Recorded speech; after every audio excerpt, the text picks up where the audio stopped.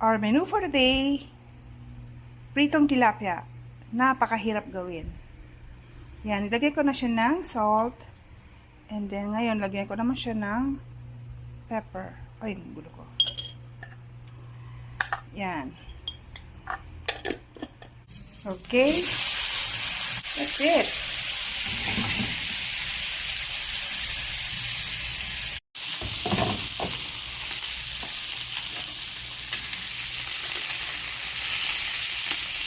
Ipapaya.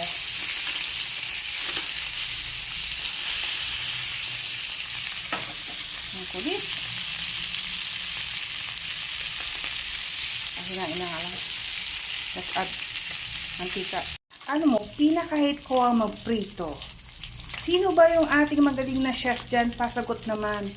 Ano ba ang technique ng napakagandang pritong tilapia or whatever prito na isda? Kasi laging palpakis ang aking prito. So ngayon, dumikit na naman siya. Meron bang technique para hindi didikit yung balat or yung laman sa aking prituhan?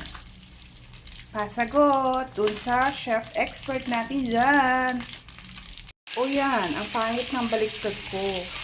Kaway-kaway naman dyan sa magaling magluto ng prito. Advice. Anong dapat kong gawin? Ayan, ang pangit ng result. Bakit kaya yung isa? Pangit.